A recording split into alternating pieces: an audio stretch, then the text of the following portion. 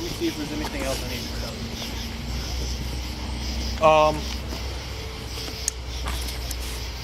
Do you all have any questions about that? The Marshfield train robbery earned the Renos $96,000. Today, that would be over $1.5 million. There have been many stories told about the Reno brothers, their gangs, their crimes, and about the hangings that took place in December of 1868. Some of the important things to remember that the Reno family petitioned a court to move the two brothers to Floyd County Jail because they feared the vigilantes. Both brothers were moved in the dark of night. Later that year, Frank Reno and Charlie Anderson were extradited from Canada and brought to the Floyd County Jail. That is, having 3 Reno brothers and Charlie Anderson in one jail was way too much for the vigilantes to pass up. Charlie Anderson's wife was temporarily residing in New Albany, came to claim her husband's body.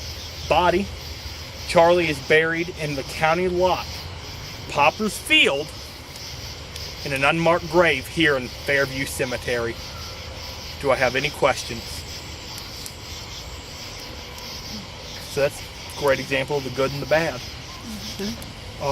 Do I have any questions? I should also note, and I don't know if he said it in the scene, I had to stop that group from continuing into ours. I may want to edit that out. I'm sorry, I'm just loving this. I love messing with you now. I've had you for 3 years. I can do this all over again. I'm sorry, guys. The Floyd County Jail was at the time the strongest in the state of Indiana. It was made out of solid stone. That's why the people were transferred here, was safer protection. Obviously, that's not going to stop somebody with a motive. Do I have any questions? Please, anything to at least make this ending great. What's the story behind the Culbertson mansion and the Culbertsons being here? William Culbertson came to New Albany in the 1850s. He came from Pennsylvania. There are still Culbertsons up in Pennsylvania. Mm-hmm. He came down here, made his fortune. He worked as a textile clerk. The story I've always heard is he made his fortune, which is true, selling to both North and South during the Civil War. He had bought a shipment of cotton before the war. And as soon as the war started, inflation rose, prices for cotton were expensive, and he went ahead and resold it, making a fortune. He did that throughout the war, and his first wife Eliza died before the house on Culbertson Mansion was built in 1867. The house costed at the time $250,000 to build, which still today can build you a nice house. It still can, but I mean, and it's the ceiling. Have you ever been? How many people have been to the Culbertson? The ceiling in the formal dining room, not dining room, the formal, I guess, ballroom on the first floor is what I would call it, where it's the elongated room with the double fireplaces across behind the library. The ceiling in there was restored for over $100,000. The carpet in that room is $36,000 alone. So they've already repaid the house several times over just with restoration. Is it haunted? Yes. I've always heard it is. I've never experienced anything. I've heard it. I've never experienced anything in there, but I'll go ahead and say it is. And the Culbertsons are buried up here, and the reason, there's an old tradition. The richest man would always build the largest monument. Culbertson's at the time was the largest monument in Fairview Cemetery when his wife died. When DePaul died, he went ahead and he became that guy that had to do it, show up the other guy. Went ahead and put in an 88-foot tall obelisk.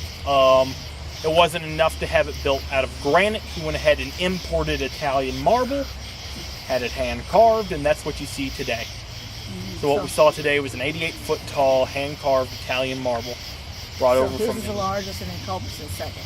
No, I don't know if the Culbertsons are second anymore. The Culbertsons were the largest at one point. I doubt they are anymore. And that brings me, since I was talking about about marble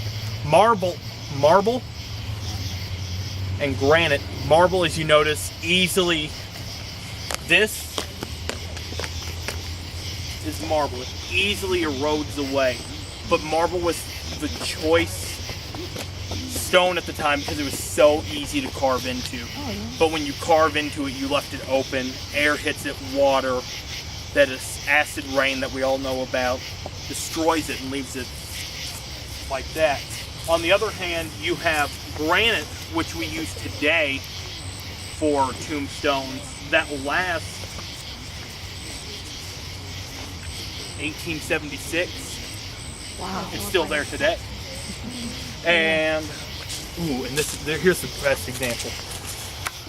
You'll notice you can even see it in the ground here. Oh, nice. You'll notice it's 4'6" vault. You can usually feel it with your foot. You'll feel the bump, and I shouldn't be doing this on a tool. Don't. Yeah, let's go ahead and teach people. I don't care. There, right there, where my foot is there. See how it's soft here, and then right there it's really hard? That's where the vault is. So, I mean, 1 foot. I mean, so it's over about here, and then his probably goes to about here. And I assume they've probably overlapped them a little.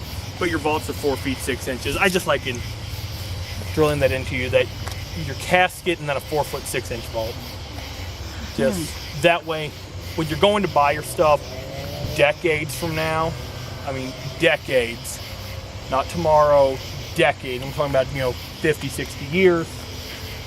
You know how to negotiate the price and remember the size, especially when you go to buy plots, depending where that is, because they usually don't tell you that. Do I have any more questions? All right, well that, ladies and gentlemen, concludes our tour of New Albany's historic Fairview Cemetery. There are refreshments at the house. Thank you. Thank you. Thank you.